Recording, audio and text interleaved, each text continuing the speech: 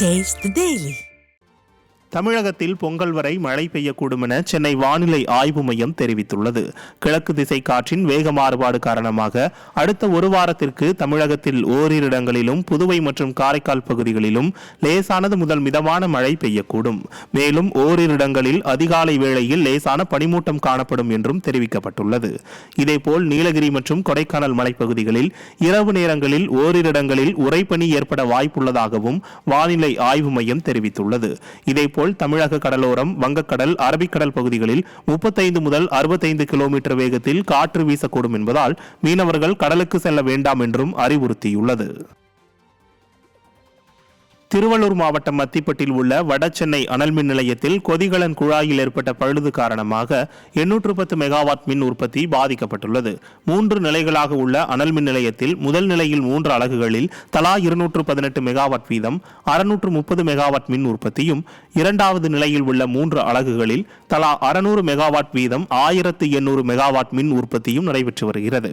இந்த நிலையில் முதல் நிலையில் உள்ள முதலாவது அலகில் கொதிகலன் குழாயில் ஏற்பட்ட பழுது காரணமாக 210 மெகாவாட் மின் உற்பத்தியும், இரண்டாவது நிலையின் இரண்டாவது அலகில் 600 மெகாவாட் மின் உற்பத்தி என மொத்தம் 810 மெகாவாட் மின் உற்பத்தி பாதிக்கப்பட்டுள்ளது.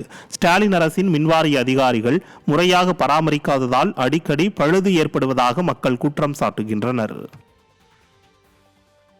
நீலகிரி மாவட்டம் பந்தலூர் அருகே சேரன்கோடு ஊராட்சியில் ஸ்டாலின் அரசின் அலட்சியத்தால் வாழ்க்கை தரம் மீண்டும் பழைய நிலைக்கே சென்று கொண்டிருப்பதாக பழங்குடியின மக்கள் வேதனை அடைந்துள்ளனர். சேரன்கோடு ஊராட்சியில் உள்ள சப்பந்தோடு பழங்குடியினர் காலனியில் 2 வருடங்களுக்கு முன்பு அனைத்து வீடுகளுக்கும் மின்சார இணைப்பு மீட்டர் பொருத்தப்பட்டு மின்சார இணைப்பு வழங்காததால் மெழுகுவர்த்தி வெளிச்சத்தில் வாழ்ந்து வருகின்றனர். திமுக கூட்டணியில் உள்ள காங்கிரஸ் கட்சியின் பெண் ஊராட்சி தலைவரிடமும் திமுக கவுன்சிலரிடமும் பலமுறை முறையிட்டும் அலைக்கழித்து வருவதாக வேதனையுடன் தெரிவிக்கின்றனர்.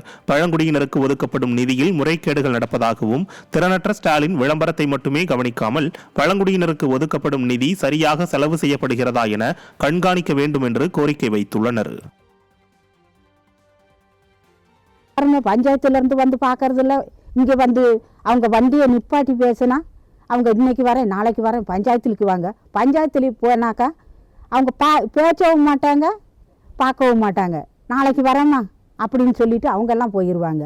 அப்புறம் நாங்கள் என்ன பண்ணுறது? இந்த மாதிரி 2 பேருக்கு சுகமும் இல்லை. அவங்களுக்கு தண்ணி நான் கீழே போய் தானே கொண்டாடணும்.